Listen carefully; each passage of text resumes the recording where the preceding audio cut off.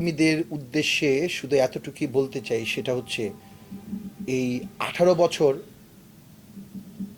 আর খুনি হাসিনার 16 বছর আর হাসিনার প্রেতাত্মা মঈনুদ্দিন ফখরুদ্দিনদের 2 বছর, এই 18 বছর পর্যন্ত তারা অনেক নির্যাতন সহ্য করেছে। মামলা হামলা, যাদের একটা মুদি দোকান ছিল সেটাও হয়তো তার বিক্রি করতে হয়েছে, বাজারে একটু মাছ বিক্রি করতে হয়েছে, সেইটার থেকেও তাকে উচ্ছেদ করা হয়েছে। একটু তরকারি বিক্রি করে সবজি বিক্রেতা, তাদের ওই জায়গা থেকে উচ্ছেদ করা হয়েছে। তো আমি বলবো যে এই আমরা তো কেউ বাড়ি ঘরে থাকতে পারি নাই, মুক্তভাবে নিঃশ্বাস নিতে পারি নাই। সব কিছুর পরে আমরা তখন মুক্তভাবে নিঃশ্বাস নেই, আমরা তখন স্বাধীন।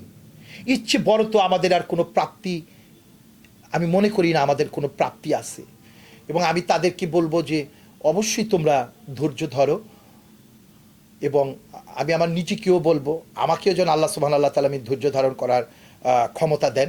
কারণ এই 18 বছরে যেই ক্ষতির সম্মুখীন হয়েছে, এখন সবাই হয়তো যে যারভাবে তাদের এই কর্মগুলিতে তাদের ব্যবসাগুলি এগুলি ফেরত যাচ্ছে কিংবা এগুলি করতে চাচ্ছে। তো আমি বলবো যে কাজের কোনো বিকল্প নেই, তোমরা ধৈর্য ধারণ করো। আমাদের দলের ভারপ্রাপ্ত চেয়ারম্যান জনাব তারেক রহমান এই দেশে উনি আসুক, উনি এসে উনি যেটা চান 31 দফার বাস্তবায়ন করতে, একটা স্বনির্ভর সুন্দর বাংলাদেশ করতে। তো উনি যদি আমাদেরকে উনি ধৈর্য ধারণ করতে বলছেন, এবং আমিও বলবো যে সবাই একটু ধৈর্যশীল হোক, ধৈর্য ধারণ করুক, উনি আসুক। অবশ্যই জনাব তারেক রহমান সবাইকে সৎ পথে এবং খুব ভালো পথে উনি সবাইকে একটা কর্মসংস্থানের ব্যবস্থা করে দিবেন। উনি সেই লক্ষ্যে আগাচ্ছেন, সেইভাবেই উনি কাজ করে যাচ্ছেন।